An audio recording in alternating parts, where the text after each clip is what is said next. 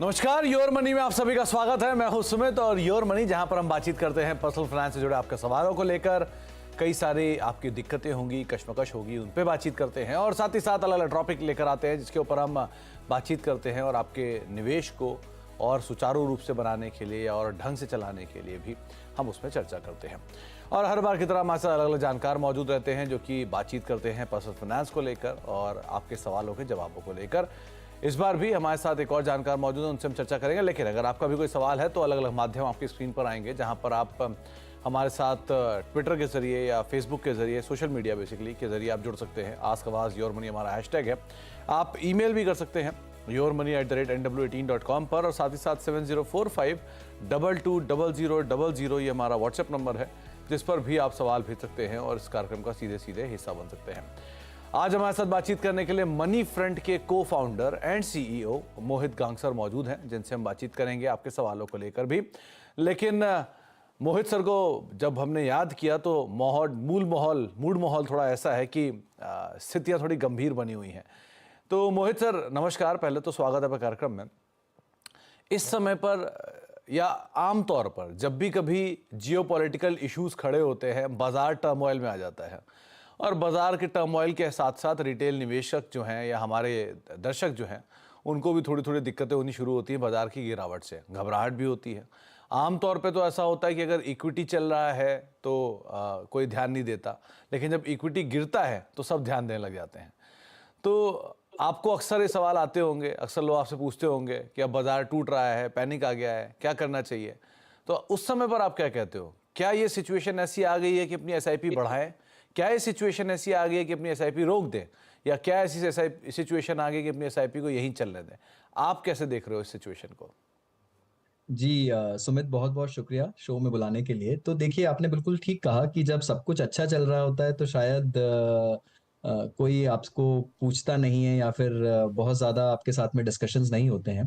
पर अभी हाल ही की बात है, संडे को ही सुमित, आप मानेंगे नहीं, बहुत सारे 3-4 इन्वेस्टर्स का फ़ोन आ गया और काफ़ियों के मैसेज आ गए, ये कहते हुए कि लगता है कि मंडे को मार्केट बहुत ज़्यादा टूटने वाला है, तो क्या करना चाहिए, राइट। एंड अब देखिए, जियोपॉलिटिकल इवेंट्स कुछ ऐसे ही होते हैं। ये जब भी आते हैं अचानक से आते हैं और इनका प्रभाव भी मार्केट पे एकदम अचानक से पड़ता है, और इसको आप कभी भी प्रिडिक्ट नहीं कर सकते। अच्छी बात ये है कि ये बहुत लॉन्ग लास्टिंग नहीं होते, बट खराब बात ये है कि ये बिल्कुल भी प्रिडिक्टेबल नहीं होते, राइट। अब अगर हम पिछले उदाहरणों से इसे समझने की कोशिश करें, तो जब रशिया यूक्रेन वॉर शुरू हुआ था सुमित, तब इसी तरह का कुछ माहौल बन गया था कि एक बहुत बड़ा वॉर आ रहा है, एक वर्ल्ड की सुपर पावर वॉर में जा रही है, और इससे काफ़ी इम्पैक्ट आ सकता है कमोडिटीज़ पे, ऑयल पे, ये वो। मार्केट में कुछ 8 से 10% की गिरावट आई थी सुमित, और उसके बाद मार्केट ने इतना क्विकली बाउंस बैक किया कि जिन लोगों ने डर कर उस समय मार्केट से पैसा निकाला, या फिर जो लोग प्रतीक्षा कर रहे थे कि मार्केट और गिरेगा, 8% कुछ नहीं होता है, इतना बड़े स्तर का युद्ध शुरू हो गया है और मार्केट कम से कम 20-25% टूट सकता है, वो लोग धरे के धरे रह गए और उन्हें कभी मौका नहीं मिला उस मार्केट में एंटर करने का। और मार्केट ने जो उसके बाद जो रिटर्न्स दिए हैं वो बेहतरीन रिटर्न्स थे 2023 में। ऐसे ही हुआ जब इजराइल हमास टकराव की शुरुआत हुई, लगा कि इसका बहुत बड़ा वैश्विक मुद्दा बन सकता है और बहुत ज़्यादा कुछ मार्केट में गिरावटें देखने को आ सकती है, और 2 से 3% का करेक्शन आया सुमित, 1 या 2 दिन का, और उसके अलावा मार्केट ने इसे देखा तक नहीं, पूरी तरह से इग्नोर कर दिया, राइट। अब आप बोल सकते हैं कि देखिए, जहां तक ईरान और इजराइल की बात है, दोनों ही अपने अपने स्तर पर काफी बड़ी शक्तियां हैं, और शक्तियां इस लिहाज से कि ईरान को अगर आप देखें तो वो वर्ल्ड का पूरा जो ऑयल मार्केट है उसका एक बहुत बड़ा हिस्सा कंट्रोल करती है, ओपेक को कंट्रोल करती जी। है, और वर्ल्ड के जो सी रूट्स हैं उनको कंट्रोल करती हैं। तो सबको ये डर बना रहता है, माहौल बना रहता है कि भाई ये टकराव अगर बड़ी हो गई तो मार्केट को बहुत बड़ा असर आ सकता है। पर मुझे लगता है ये जितने भी जियोपॉलिटिकल थिंग्स होते हैं सुमित, इसको निवेशकों को अपनी लॉन्ग टर्म जर्नी का एक हिस्सा बनाकर मानकर चलना चाहिए। अगर आप इसे अपने डेली के उतार चढ़ाव को देखते हुए चलेंगे तो अभी तक मार्केट में कुछ 500 पॉइंट का निफ्टी में करेक्शन आया है, दैट्स इट। ये हार्डली कुछ 2 या 3%, 2% का करेक्शन है मार्केट में, जिसे किसी भी लिहाज से बड़ा करेक्शन नहीं कहा जा सकता है। और हो सकता है कि मार्केट में और 2-3% का करेक्शन आ जाए।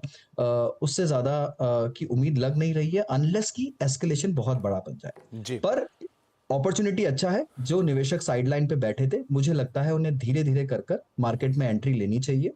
और आपको भारतीय मार्केट को भारतीय मुद्दों पर ही आंकना होगा। भारतीय अर्थव्यवस्था की मूलभूत क्या बोलते हैं जो दृढ़ता है, जिस तरह से इकोनॉमी आगे चल रही है, आप उसको मद्देनजर रखकर अपना निवेश करिए। जी। जियोपॉलिटिकल रिस्क को देखते हुए निवेश करेंगे तो कभी भी अच्छा निवेश नहीं कर पाएंगे। मोहित सर, एक बात बताएं, बाजार गिरेगा तो मैं निवेश करूंगा, या मैंने निवेश किया तो बाजार गिर गया? ये दो तरह के सवाल आमतौर पर रिटेल निवेशक उठाते हैं। आप किसके जी। पक्ष में हो? देखिए, मुझे सुमित ना ये अवधारणा ही समझ में नहीं आती है कि बाजार गिरेगा तो मैं निवेश करूंगा। ऑनेस्टली अगर आपको लग रहा है कि बाजार गिर गया और आप अब निवेश करना चाहते हैं क्योंकि निफ्टी में 500 पॉइंट का करेक्शन आया, तो मैं उनसे पूछना चाहता हूं कि आज से 15 दिन पहले जब निफ्टी यहाँ से 1000 पॉइंट या 500 पॉइंट नीचे था, तब आप क्या सोच रहे थे? राइट, मार्केट उतना ही गया है। मार्केट 15 दिन या महीना भर पीछे चला गया, उससे ज्यादा कुछ मार्केट में करेक्शन नहीं आया है। तो आप एक महीना पहले क्या कर रहे थे? राइट, तो ऐसा नहीं। और ये मौके तो मार्केट देता ही रहेगा। मार्केट की चाल कभी लीनियर चाल नहीं हो सकती, एक तरफा चाल नहीं हो सकती, ये हम सबको पता है। सुमित, पिछले 44 साल के मार्केट के हिस्ट्री का डेटा है, ऐसा एक भी साल नहीं गया जहां पर 10% से बड़ा करेक्शन, 10% तक का करेक्शन मार्केट में नहीं आया हो। तो वो तो हो ही नहीं सकता है। मार्केट का मूलभूत क्या बोलते हैं सिद्धांत है कि करेक्शन तो आएगा ही आएगा। तो जो लोग करेक्शन का वेट कर रहे हैं, वो हमेशा वेट ही करते रहते हैं सुमित। और कभी भी लॉन्ग टर्म वेल्थ क्रिएशन की प्रक्रिया जो है, उसे आप अगर तोड़ेंगे तो आपकी कंपाउंडिंग भी रुकेगी। वो प्रक्रिया कभी अच्छे से सुचारू रूप से नहीं चल सकती, और आप जो एक बड़ा पैसा इकट्ठा करना चाहते हैं वो नहीं कर पाएंगे कभी। तो मेरी यही मानना रहता है, हमेशा यही मानता हूं मैं इस बात को, कि आप करेक्शन का ना तो वेट करिए और ना ही करेक्शन आने पर, ठीक है, अगर आपके पास में कुछ ड्राई गन पाउडर है, आपने एक्स्ट्रा लिक्विड में पैसा रख रखा है थोड़ा, और आपके पास में सेविंग्स है, बहुत बड़ा करेक्शन आता है तो बिल्कुल बेझिझक होकर और डालिए, थोड़ा सा और निवेश करिए, उसे अपॉर्चुनिटी के रूप में देखिए। बट करेक्शन की राह देखते हुए अपने निवेश की प्रक्रिया को रोकिए मत, उसे मत रुकने दीजिए। जो इंजन चल रहा है उसे बिल्कुल चालू रखिए। तो ये सिचुएशन आ गई क्या कि इंजन की रफ्तार बढ़ाई जाए? क्या एसआईपी का नंबर बढ़ाया जाए, या अभी और वेट करें, या उसे कैसे टैकल करें सिचुएशन को, कि क्या और बढ़ाते चले जाएं एसआईपी हर फॉल के साथ, या जो लंप सम डालने के लिए बैठे हैं उनके लिए मौका आ गया कि वो यहाँ लंप सम डाल दें? देखिए सुमित, मुझे लगता है कि जो निवेशक एक फिक्स्ड पैटर्न और एक फिक्स स्ट्रैटेजी के साथ में निवेश करते हैं, उनके पास में हमेशा कुछ पोर्टफोलियो लेवल के रूल्स होने चाहिए, सिद्धांत होने चाहिए। जैसा कि एक रूल होता है कि अगर मान लीजिए मार्केट में 10% का करेक्शन आया, तो मैं 2% से अपना इक्विटी एलोकेशन बढ़ाऊंगा या 5% से इंक्रीमेंटल पैसा डालूंगा। तो अगर आपने इस तरह के नियम अपने पोर्टफोलियो में सेट कर रखे हैं कि अगर मार्केट में करेक्शन आता है, इतना करेक्शन आएगा, 5% का करेक्शन आएगा, तो मैं 1% और एलोकेशन को बढ़ाऊंगा, तो बेझिझक होकर करिए। जिस तरह से आपका पोर्टफोलियो का स्वरूप है, उसके लिहाज से उस एसेट एलोकेशन को फॉलो करते हुए बिल्कुल करिए। मार्केट में छोटा सा ही करेक्शन आया है, पर काफी करेक्शन हमने देखा है कि मिड और स्मॉल कैप में मार्च के महीने में भी आया था, जहां पर काफी हद तक स्टॉक लेवल पे बहुत करेक्शन हुआ था। तो अगर निवेशकों को लगता है कि अच्छा मौका मिल रहा है उनके पसंदीदा फंड्स में जाने का या स्टॉक्स में जाने का, तो बिल्कुल ऐसे मौकों का फायदा उठाना चाहिए और अपने निवेश को बढ़ाना चाहिए। जहां तक सिप का सवाल है सुमित, आपने जो पूछा कि क्या सिप की रफ्तार बढ़ानी चाहिए, इंक्रीमेंट्स करने चाहिए, देखिए वो मुझे लगता है सुमित कि जब जब आपको मौका मिलता है, जब जब आपकी लिक्विडिटी आपको सहारा देती है और आपकी सेविंग्स आपको सहारा देती है, तब तब आप अपने सिप का एलोकेशन बढ़ाते रहिए। SIP is an accumulation tool. आप जितना ज्यादा अक्यूमुलेट करेंगे, उतना ही ज्यादा वो आपके लेटर ईयर्स में काम करेगा, आपके वेल्थ क्रिएशन में। तो सिप को रोकिए मत, उसे जब जितना बढ़ा सकते हैं आप बढ़ाते रहिए। मैं आपको सिर्फ एक और डेटा दूंगा सुमित, अगर आपने मार्केट के 10 बेस्ट दिन मिस कर दिए पिछले 20 साल की मार्केट हिस्ट्री में, अगर आप 10 दिन जो मार्केट के सबसे अच्छे दिन थे, उन दिनों पर अगर आप निवेश आपका नहीं बना हुआ था, आपने डर के निकाल दिया, करेक्शन में निकाल दिया, राइट, तो आपका जो निवेश है वो 50% से उसका वैल्यू कम हो जाएगा। 50% तक आपका रिटर्न्स कम हो जाएगा। और अगर आप 30 अच्छे दिन नहीं बने हुए थे पिछले 20 साल में, तो 85% आपके निवेश का वैल्यू कम हो जाएगा। तो तो इसलिए बहुत ज़रूरी है कि आप टाइमिंग बिल्कुल ना करें। तो मतलब जो आप कह रहे हैं कि अगर जो मैक्सिमम पैनिक स्टेट्स थी उनमें अगर आपने निवेश नहीं किया तो 50%, और अगर 30% उन पैनिक स्टेट्स में आपने निवेश नहीं किया तो 85% आपका रिटर्न नहीं आया होगा, राइट? जी, मैं ये कह रहा हूँ कि अगर मान लीजिए मार्केट एकदम से गिरता है और फिर बढ़ता है, जो एक अच्छा दिन होता है कि मार्केट ने 4% की रफ्तार दिखाई, 3% की, जो एक अच्छे दिन होते हैं, ऐसे मार्केट के अगर 30 अच्छे दिन निकाल दे पिछले 20 साल में, तो जो आपका इन्वेस्टमेंट का वैल्यू था वो 85% से गिर जाएगा। तो आप अगर टाइमिंग कर कर अगर आप ये सोच रहे हैं, तो मैं आपको एक उदाहरण देता हूँ अगेन, क्योंकि आपने बात पूछी है। 23 मार्च 2020 को, 2020 का सबसे बुरा दिन था मार्केट का कोविड के चलते। जी। तो उस दिन लॉकडाउन आया था और मार्केट का बहुत बड़ा करेक्शन आया था। पर 24 मार्च 2020 को ही मार्केट का उस साल का कैलेंडर ईयर का सेकंड बेस्ट डे था। तो कहने का मतलब ये है कि अगर किसी ने 23 मार्च को डलकर पैसा निकाल दिया कि मार्केट और गिरेगा, कोविड महामारी आ गई है, कुछ भी हो सकता है, और वो निवेशित नहीं था 24 मार्च को, तो उसने बहुत बड़ा रिटर्न मिस कर दिया। चलिए, तो ये कुछ आंकड़ों के साथ आपको ये समझाने की कोशिश की गई है कि अगर आप पैनिक में आ गए हैं और आपको लग रहा है कि बहुत बड़ा कोई वॉर स्टेट बनने वाला है, कोई ऐसी सिचुएशन आ जाएगी, बाजार में बहुत बड़ी फॉल आएगी और आपने पोजीशंस को खाली करना चाह रहे हैं, आपको लग रहा है कि आप यहाँ से निकल जाएं, नीचे ले लेंगे, तो ये गलतफहमी है आपकी। आप एसआईपी की क्वांटम बढ़ा दीजिए, वो ज़्यादा बेहतर है। आप बल्क पैसा डाल दीजिए, वो ज़्यादा बेहतर है। लेकिन अपनी एटलीस्ट एसआईपीज़ को बंद मत करिए। अब दर्शकों के सवालों की बातचीत करते हैं। पुणे चलते हैं। प्राणिता जी हमारे साथ वहाँ पे मौजूद हैं बातचीत करने के लिए। प्राणिता जी नमस्कार, क्या सवाल है आपका? नमस्कार सर। नमस्कार मैम। मैंने डिटेल्स भेजे हैं जी कि मैम। मेरी जो एसआईपी चालू है, एक्चुअली मेरे हस्बैंड करते हैं एसआईपी, ओके। तो मुझे सजेशन चाहिए था, और ये कि मतलब जो अभी एसआईपी चल रही है मेरी, वो बराबर है या नहीं, और चाइल्ड एजुकेशन और रिटायरमेंट के लिए हम लोग प्लान कर रहे हैं। सो 10 इयर्स के बाद कितना रहेगा, और 15 इयर्स अगर करते हैं हम लोग कंटिन्यू, तो कितना? प्राणिता जी, जो आपने चीज़ें भेजी हैं, जो डिटेल्स भेजी हैं, ये आपके हस्बैंड की एज के हिसाब से है, राइट? हाँ जी। ओके। सही है। आप अपने हस्बैंड के जो वो निवेश करती हैं उसमें पार्टिसिपेट करती हैं, उनको पूछती हैं, उनसे समझती हैं क्या कर रहे हैं वो निवेश? हाँ, एक्चुअली मोस्टली ये एसआईपी में ही हैंडल करती हूँ, ओके। बट मेरे हस्बैंड के उससे। चलिए, बहुत बढ़िया। तो मोहित सर, करीब करीब 36,500 रुपये के आसपास की एसआईपीज़ हैं। पोर्टफोलियो आपको भेजा ही हुआ है, 20 लाख के आसपास का कॉर्पस इकट्ठा हो चुका है। अगले 10 से 15 साल में कितना कॉर्पस रहेगा, और दूसरा ये फंड सही हैं इनके सारे, और प्लस रिटायरमेंट के लिए क्या ये पूंजी पर्याप्त इकट्ठी कर पाएंगे? जी, तो प्रणिता जी बहुत बहुत बधाई सबसे पहले तो कि आप पूरी तरह से भागीदारी कर रही है निवेश की इस प्रक्रिया में। बहुत अच्छी बात है, सुनकर बहुत अच्छा लगता है। तो देखिए, जहां तक आपके एसआईपी की रकम का सवाल है, 36,500 रुपए की एसआईपी अगर आप अगले 15 साल तक कंटिन्यू करते हैं, और इस पे अगर 12% का रिटर्न अज्यूम करूं, तो करीब 1,84,85,00,000 के आसपास का आपका पोर्टफोलियो जमा होगा। और यहाँ पर अगर जो आपका 20 लाख का ऑलरेडी इन्वेस्टेड अमाउंट है, उस पर भी मैं अगर 12% का रिटर्न अज्यूम करूं, तो वहां पर आपको करीब 1,09,00,000 के आसपास का पोर्टफोलियो वैल्यू बनता हुआ दिखाई देता है।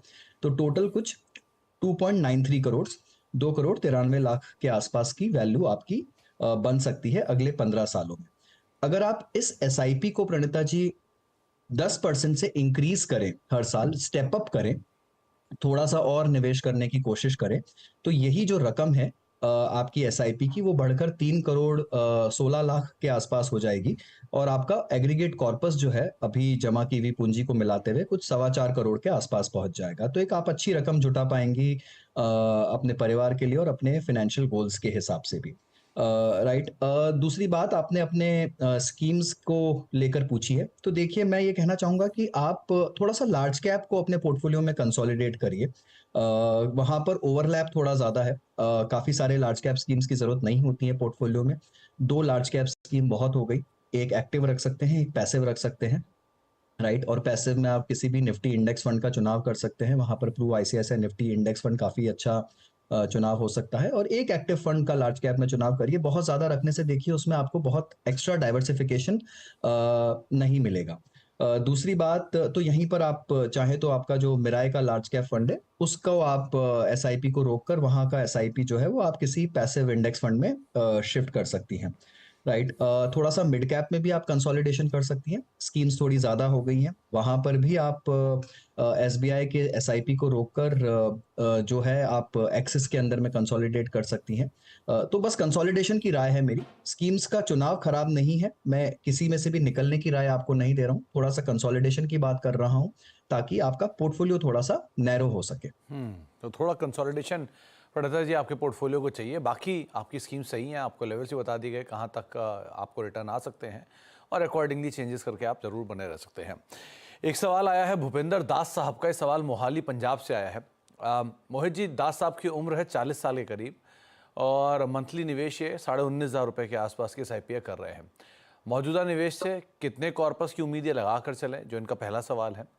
कितनी SIP और बढ़ाएं जो इन्होंने अपना लक्ष्य साध रखा है उसके लिए, और फंड्स जो हैं उनको आप देख ही रहे हैं, उनका रिव्यू क्या कहता है। जी। तो सुमित जी, देखिए इनका जो करंट एसआईपी है 19,400 रुपए का, और इस पे अगर मैं अगले 20 साल तक 12% की ग्रोथ रेट अज्यूम करूं तो यहाँ पर जो ये करीब 2 करोड़ का कॉर्पस इकट्ठा कर पाएंगे, राइट। अभी इनके 5 अलग अलग गोल्स हैं, तो यहाँ पर बहुत आवश्यकता है कि इनको थोड़ा स्टेप अप एसआईपी करना पड़ेगा। देखिए हमने एक, बिकॉज इनके गोल्स थोड़े से ओवरलैपिंग गोल्स थे, क्योंकि 7 साल में बेटे की पढ़ाई का गोल है, फिर 14 साल में फिर गोल है, फिर 20 साल में है, फिर रिटायरमेंट का गोल है। तो हमने एक टेबल इनके लिए अलग से बनाई थी। मैं थोड़ा सा उसे एक बार अच्छे से समझा देता हूँ। तो अगर मान लीजिए इनका मंथली निवेश, इनके सारे गोल अच्छे से पूरे हो जाए, इसके लिए जो इनको रकम अलग रखनी पड़ेगी सुमित, वो है 80,000 रुपए की महीने की। और इनका जो एग्जिस्टिंग इन्वेस्टमेंट है वो करीब 11 लाख रुपए के आसपास का है। अगर ये 80,000 रुपए मंथली एसआईपी करते हैं तो 7 साल के बाद में इनका कॉर्पस कुछ 1 करोड़ 27 लैक्स के आसपास हो जाएगा। तो उसमें से वो पहले गोल के लिए 80 लाख विड्रॉ कर लेंगे, उसके बाद इनके पास में कुछ 47 लाख रुपए बच जाएंगे और इनका कॉर्पस फिर से आगे बढ़ने लगेगा। 14 साल पर वही कॉर्पस बढ़कर 2 करोड़ के करीब पहुंच जाएगा, उसमें से फिर ये 80 लाख रुपए विड्रॉ कर सकते हैं और वो कॉर्पस घटकर वापस 1 करोड़ 28 लाख रह जाएगा। उसके बाद वही कॉर्पस बढ़कर 20 साल पर 3 करोड़ 37 लाख के आसपास पहुंच जाएगा और वहां पर उन्हें 3 करोड़ 30 लाख की आवश्यकता है, तो वो एकदम ठीक अमाउंट बैठता है। तो 80,000 की ये रकम से अगर चलेंगे मानकर, तो इनके जितने भी लक्ष्य हैं वो पूरी तरह से अच्छी तरह से 12% की दर अगर मैं अज्यूम करूं तो पूरे हो जाएंगे। अभी 80,000 की रकम थोड़ी बड़ी रकम है। करंटली इनका एसआईपी का जो फ्लो है वो 19,400 रुपए का है, तो मैं समझ सकता हूं कि गैप ज्यादा है, एकदम से इतना नहीं बढ़ा पाएंगे। तो आप धीरे धीरे कर कर कोशिश करिए कि हर साल आप 10 से 15% अपने एसआईपीज को स्टेप अप करिए, थोड़ा सा गोल की समय अवधि को बढ़ा दीजिए, आप डेफिनेटली अपने लक्ष्य को हासिल कर लेंगे। तो ये तो रही इनके गोल्स की बात। जहां तक इनके फंड्स का सवाल है, देखिए इनके पास में अच्छे फंड्स हैं। पराग पारिख जो एक फ्लेक्सी कैप फंड है वो काफी अच्छा फंड है, अपने पेयर ग्रुप को आउट परफॉर्म कर रहा है, अच्छा ज्योग्राफिकल डाइवर्सिफिकेशन मिल रहा है इनको उसके अंदर में, तो उस फंड को आप डेफिनेटली कंटिन्यू कर सकते हैं। एचडीएफसी बैलेंस एडवांटेज अपने आप में एक बहुत ही पुराना और बहुत ही बेहतरीन फंड है, डेट इक्विटी का अच्छा कॉम्बिनेशन इस फंड में इनको मिल रहा है, तो उसे भी आप कंटिन्यू कर सकते हैं। इन्होंने एक सवाल पूछा था एसटीपीस को लेकर कि क्या वो एसटीपी से एचएसबीसी वैल्यू फंड से पैसा निकालकर पराग पारिख और एचडीएफसी बैलेंस फंड में डाल सकते हैं, तो ऐसा नहीं हो सकता है भूपेंद्र जी। एसटीपी आप सेम फंड हाउस की स्कीम्स में ही कर सकते हैं। तो अगर आपको पराग पारिख में एसटीपी करना है फ्लेक्सी कैप में, तो आपको पराग पारिख के ही डेट फंड से करना होगा, और एचडीएफसी बैलेंस एडवांटेज में करना है तो एचडीएफसी के ही डेट फंड से करना होगा या किसी दूसरे फंड से करना होगा। आपको एचएसबीसी वैल्यू से रिडीम करना होगा और फिर आप बाकी दोनों स्कीम्स में निवेश कर सकते हैं। पर रिडेम्पशन पर यह ध्यान रखिएगा कि आपके एग्जिट क्लॉजेस क्या है, और वैसे एचएसबीसी के फंड्स में एग्जिट नहीं होता है, तो आपको टैक्स का ध्यान रखना पड़ेगा कि आपके शॉर्ट टर्म और long term capital gain tax क्या आ रहे हैं। आप चाहें तो उतना रिडीम करिए इसमें से हर साल जितना कि आपका 1 लाख का लॉन्ग टर्म गेन बनता हो, जो कि पूरी तरह से एग्जेम्प्ट है, और बाकी वो पैसा आप रिडिप्लॉय कर सकते हैं, पर इसमें एसटीपी नहीं किया जा सकता है। जी, तो अलग अलग तरह के आपके सवाल के ऊपर अलग अलग तरह की आपको राय दी गई है भूपेंद्र सर। और मोहित जी ने काफ़ी मेहनत की आपके सवाल को लेके, उन्होंने एक टेबल भी बनाई, वो हमें भेजी भी और अकॉर्डिंगली उस पर हमने काम भी किया। तो इसी तरह से हम कोशिश करते हैं कि ज़्यादा से ज़्यादा अपने निवेशकों को हम समझा पाएँ कि क्या उनके लिए बेहतर रहेगा अपनी जानकारी के हिसाब से। एक ब्रेक का वक्त है, तो मोहित जी को ब्रेक की ज़रूरत आ गई है। ब्रेक का वक्त है, ब्रेक के बाद लौटते हैं और उनसे हम आगे बातचीत जारी रखते हैं, कुछ और सवालों को लेकर भी और अपने टॉपिक्स को लेकर भी। छोटे से ब्रेक के उस तरफ आपके अलग अलग सवालों को लेकर भी और साथ ही साथ मोहित सर से हम चर्चा कर रहे हैं कि अगर बाजार का फॉल आता है और जिस तरह की एक्सटेंशन फॉल की अगर रहती है तो आपको अपनी एसआईपी के साथ क्या करना चाहिए। अब एक सवाल आया है आदित्य जैन साहब का, जयपुर से। उनकी उम्र 32 साल है और करीब करीब 42,500 रुपये के आसपास की एसआईपी कर रहे हैं। एग्जिस्टिंग पोर्टफोलियो 20 लाख रुपए पहुंच चुका है और अगले 23 साल में 7 करोड़ का लक्ष्य साध कर वो निवेश कर रहे हैं। मोहित सर, अच्छी चीज़ें भी हैं इनके पोर्टफोलियो में। एक, इन्होंने बहुत यंग एज में स्टार्ट करा, तभी 20 लाख का कॉर्पस इकट्ठा कर लिया। दूसरा, अभी भी एसआईपी का क्वांटम काफ़ी बेहतर लेकर चल रहे हैं। तीसरा, इन्होंने एक बात तो ये साध ली कि 23 साल में 7 करोड़ का ये लक्ष्य साध रहे हैं, लेकिन क्या 7 करोड़ पॉसिबल है अभी की सिनेरियो को लेकर? वन, और दूसरा, रिव्यू क्या करना है इनके पोर्टफोलियो को देखकर, आप बताएं क्या करना चाहिए ना। जी। तो सुमित देखिए, आई थिंक सबसे पहले तो आदित्य को बधाई देना चाहूंगा। 23 साल की उम्र में मुझे तो कुछ होश और हवा भी नहीं थी कि क्या लक्ष्य होना चाहिए, और शायद इसी बात का एक बहुत बड़ा मलाल भी है। बट बहुत बहुत बधाई आदित्य जी कि आपने बहुत जल्दी शुरुआत की है और एक अच्छा कॉर्पस भी इकट्ठा कर लिया और आपने लक्ष्य भी बहुत अच्छा रखा है अपने लिए। तो मुझे लगता है जो आपकी 42,500 रुपए की मंथली एसआईपी है, अगले 23 साल में आप बहुत आसानी से उस एसआईपी से करीब 6.25 करोड़ के आसपास का कॉर्पस जमा कर पाएंगे। और जो आपका करंट इन्वेस्टमेंट वैल्यू है 20 लाख के आसपास, वो बढ़कर कुछ 2 करोड़ 70 लाख के आसपास पहुंच जाएगा। तो टोटल मिलाकर अगर मैं दोनों को ऐड करूं तो यहाँ पर आपके पास में करीब करीब 9 करोड़ रुपए की धनराशि जमा हो जाएगी, अगर आपने इस पोर्टफोलियो के साथ में छेड़खानी नहीं की, इसके कंपाउंडिंग को चलने दिया, और मैंने सिर्फ 12% का कंजर्वेटिव रेट यहाँ पर अज्यूम किया है।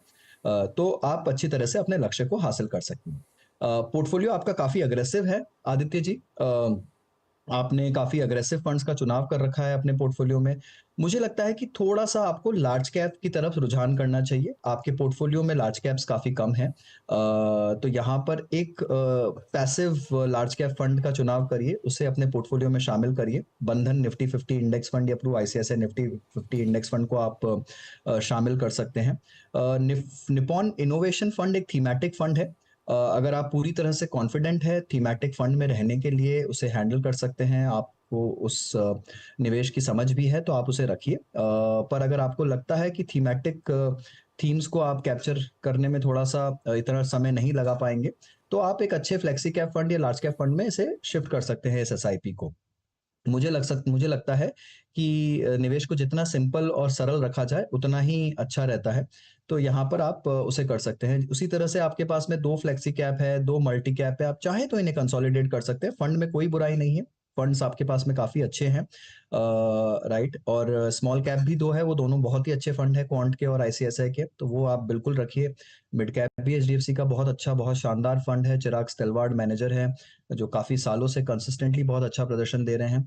तो फंड्स में कहीं कोई खराबी नहीं है, बहुत अच्छा चुनाव है आपके फंड्स का। थोड़े से कंसोलिडेशन की जरूरत है और लार्ज कैप कम है। फ्लेक्सी कैप के जरिए आपको लार्ज कैप एलोकेशन मिल रहा है, बट एक pure play large cap allocation को शामिल करने की राय रहेगी मेरी। सर, एक बात और दिमाग में आई, क्योंकि अभी हम जिक्र कर ही रहे थे कि बाजार में जब गिरावट आती है तो आप अपनी एसआईपी बढ़ा दें, लेकिन उस समय पर क्या लार्ज कैप का दामन पकड़ना ज़्यादा बेहतर है या स्मॉल कैप फंड्स में से थोड़ा निकल जाना ज़्यादा बेहतर है? क्या करना चाहिए एलोकेशन वाइज? सुमित, मुझे लगता है कि किसी भी निवेशक के पोर्टफोलियो में 50% या उससे अधिक लार्ज कैप हमेशा होना चाहिए। देखिए, अगर आप मार्केट की लॉन्ग हिस्ट्री देखेंगे 15-20 साल का, तो लार्ज कैप्स और स्मॉल कैप्स में बहुत ज्यादा रिटर्न का डिफरेंशियल नहीं दिखेगा। वो डिफरेंस आप जब छोटी अवधि में देखते हैं, 5 साल में, 10 साल में, तब आपको थोड़ा ज्यादा दिखता है, बट 15-20 साल में बहुत ज्यादा डिफरेंशियल नहीं है। तो लार्ज कैप में आपकी वोलेटिलिटी कम रहेगी, मार्केट कल को घिरता भी है तो large caps will be the first one two bounce back, तो वहां पर आपको वापस भी बहुत जल्दी रिकवरी मिलेगा। तो एक अच्छे पोर्टफोलियो के लिए बहुत जरूरी है कि लार्ज कैप की मात्रा बहुत अच्छे से होनी चाहिए। स्मॉल कैप, मिड कैप आप अपने स्वाद अनुसार लीजिए, राइट। अगर आपका जितना रिस्क एपेटाइट है, आप 20%, 30%, तो हो सके तो 40% तक जाइए, बट उससे ज्यादा मुझे नहीं लगता किसी भी पोर्टफोलियो में होना चाहिए। तो मेजर तो लार्ज कैप का ही आप निवेश रखिए, 50% के आसपास आपको लार्ज कैप रखना ही चाहिए। और ताकि गिरावट आए तो सबसे स्टेबल होते हैं लार्ज कैप, लेकिन फिर मिड और फिर स्मॉल कैप आप 50-25-25 का रेशियो है, 50-30-20 का रेशियो, जैसा आपको सूट करे आप रख सकते हैं, लेकिन 50 तो एटलीस्ट आपको रख के ही चलना पड़ेगा अपने पोर्टफोलियो में। आगे बढ़ते हैं और इसके अलावा कुछ और टॉप 4 फंड्स मोहित सर आपकी तरफ से। देखिए सुमित, टॉप फोन फंड्स हमारे काफी कंसिस्टेंट रहते हैं। लार्ज कैप में हमारा चुनाव हमेशा एक पैसिव स्टाइल पर रहता है, तो वहां पर Pru ICICI Nifty 50 index fund हमारा पहला चुनाव रहेगा। फ्लेक्सी कैप में Parag Parikh flexi cap, because उसमें इंटरनेशनल आपको फ्लेवर मिल जाता है थोड़ा सा।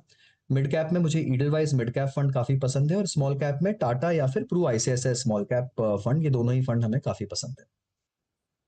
4 फंड्स आपकी स्क्रीन पर हैं, ICICI prudential Nifty 50 index fund, Parag Parikh flexi cap fund, Edelweiss mid cap fund और टाटा स्मॉल कैप फंड। ये 4 फंड्स आप अगर नया निवेश करना चाह रहे हैं तो मोहित सर की तरफ से ये नाम आपको सुझाए गए हैं। हर बार की तरह बहुत बहुत शुक्रिया मोहित सर हमारे साथ बने रहने के लिए, बातचीत करने के लिए और इन सभी फंड्स पर चर्चा करने के लिए, दर्शकों के सवालों के जवाब देने के लिए।